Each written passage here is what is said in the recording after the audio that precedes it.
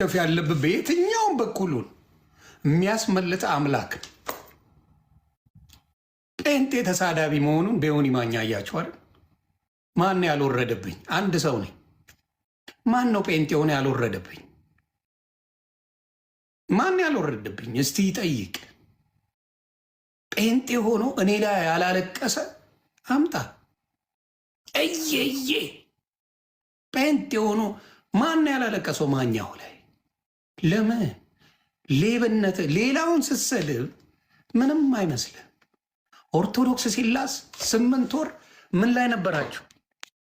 ጭፈራ ላይ ነበራችሁ።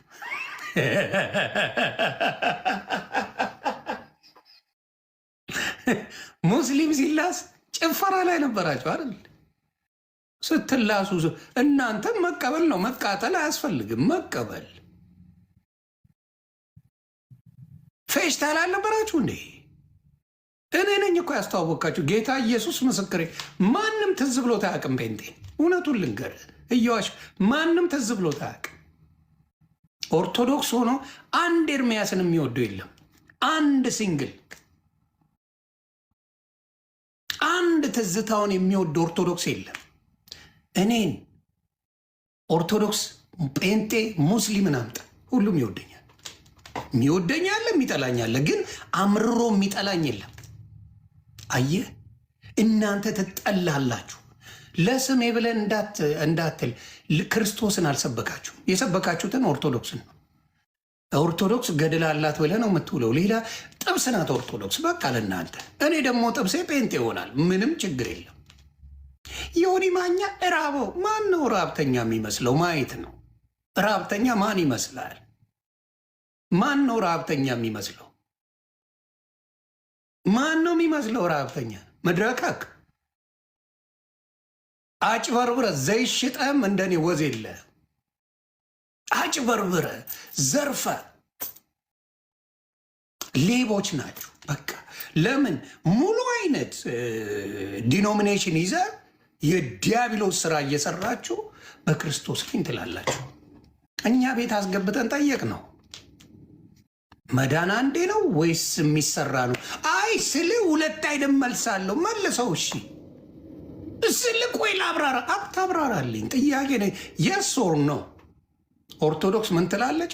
በጽድቅ ከተመላለስክ ትድናለህ፣ በጽድቅ ካልተመላለክ ሲኦል ትገባለህ። ልክ ናት። እንኳን ኦርቶዶክስ አይደለም እስላም እንደዛ ነው የሚል፣ ቡዲዝም እንደዛ ነው የሚለው። የእናንተ የሌቦቹ ግን ምን ይላል? አይ እኔ ከዳንኩ በኋላ ምን መሰለ፣ በዚህ ገብቼ በዚህ ወጥቼ። የሌባ መልስ ምን መሰለ? እኔ ብር ጠፍቶኛል አልኩኝ። እኔ ብር ጠፍቶኛል ስል 50 ብር አላየውም ካልክ ሌባው አንተ ነህ። አልጠየቅኩህም። የጠየቅኩህን ዳይሬክት አልመለስክም። ስለዚህ ሌባ ነው።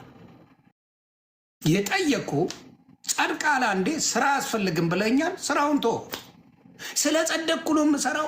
ከጸደቅኩ በኋላ ነው በዚህ ገብቼ ነው በዚህ ወጥቼ ነው ብለህ ተሰክሰኛለህ። ለዚህ ነው ባልታዛር የሆናችሁት፣ ሌባ ሆናችሁን። ለዚህ ነው የሚያስተምራችሁ የለም፣ ሊድም የሚያደርጋችሁ የለም። ነገ ተነስቶ አንዱ ፓስተር መሆን ይችላል። ነገ ተነስቶ አንዱ ነቢይ መሆን ይችላል። ተነስቶ አንዱ ነቢይ መሆን ይችላል። የሚያዘው የለም፣ የሚያዛችሁ የለም። አውደልዳይ ሌባ ናችሁ። የሚያዝህ የለም። ማንም ተነስቶ ፓስተር መሆን ይችላል። ኤኒባዲ ሌባ አዝረከርካለሁ። በኢትዮጵያ ደረጃ እንሂድ። በኢትዮጵያ ታሪክ ለመጀመሪያ ጊዜ በኢትዮጵያ ታሪክ ከአንዱ ቦታ ሌላ ቦታ የማትሄደው በጴንጤ ዘመን ነው። ኢትዮጵያ ላይ ሰላም ያጣችው በጴንጤ ዘመን። አወሰይ ደጌ የኑሮ ውድነት እሳት በጴንጤ ዘመን እሳት።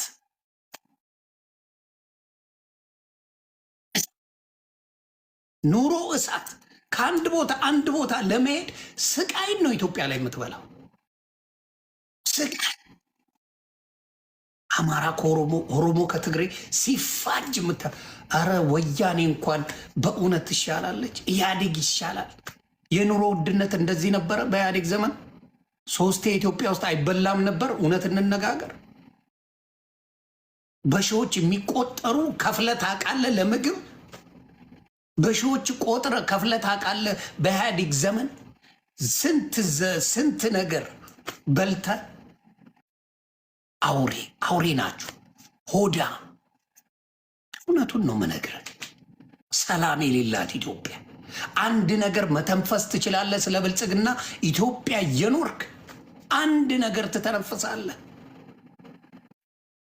አትተነፍስም። ዚስ ነትን መተንፈስ አትችልም። ብልጽግናን ተናግረህ ሀገር ቤት መግባት አትችልም። ብልጽግናን ተናግረህ ኢትዮጵያ መኖር አትችልም። ኢህአዴግን የሚቃወም ስንትና ስንት ፓርቲ ነበር ኢትዮጵያ ላይ። ሰማያዊ ፓርቲ ብትለው ማን ነው ብትለው የተለያዩ አይነት ፓርቲዎች ኢትዮጵያ ውስጥ ነበሩ። ድርሽ ያደረገን በአሁኑ ሰዓት ብልጽግና አድርገ። እውነቱን ነው የምነግርህ። ውጭውን ማሳመር ቤተ አማረ ማለት አይደለም። ይቅርታ አድርጉልኝ። ገንዘብ ቸግሯቸው ሴተኛ ዳሪ ሆነው የሚቆሙ ሴቶች ውብ ነው የሚመስሉት። ገላቸው ነው የሚሸጡት። ኧረ በጌታ በኢየሱስ ክርስቶስ ምን አይነት ነገር ይዘው ነው የመጡት? የት ነው ያለው? ቆይ ሚዩት ላድርገው። ደጋግሞ የጻፈ ሰው አለ። ሚዩት አድርጉልኝ። የማን ባለጌ ነው የቆመው? ደጋግሞ የጻፈ አለ። ኧረ ጉዱን ይውልኝ። ደጋግሞ ይጻፋል። አረረረ መጣች። አንቺ ቆሻሻ እግዚአብሔር ይገሰጸሽ። ዘረ ባለጌ። ስለዚህ እውነቱን የምነግራቸው ነው። ኢትዮጵያ በኑሮ ውድነት፣ ኢትዮጵያ ከአንድ ክልል አንድ ክልል መሄድ፣ ኢትዮጵያ ላይ ምንም ማድረግ እንደማይቻል አይተናል። ያየነው ነገር ነው። ሌላ ምንድን ነው? እውነት ላሳያችሁ እንዴት አድርገው ከአንድ ቦታ እንዴት እንደሚያጭበረብሩ፣ እንዴት አድርገው ሌቦች እንደሆኑ። አንድ ቦታ የወሰዷትን ሴት መስክራ ሌላ ቦታ ስትሄድ ደግሞ ሌላ ትመሰክራለች። ላሳያችሁ በቪዲዮ እንዴት አድርገው ህዝቡን እንደሚያጥቡት አሳያቸው። እናንተ ታፕታፕ ኮፒ ሊንክ ማድረግ ብቻ ነው። እኔ ኦርቶዶክስ ደግፈኝ፣ ሙስሊም ደግፈኝ፣ ጴንጤ አይወጣኝም። እውነትን አጋልጥላል ማበር ትችላለህ። አሳያለሁ በቪዲዮ። አሁንማ የእናንተን ጉድ ዘርዝፌው ለማየት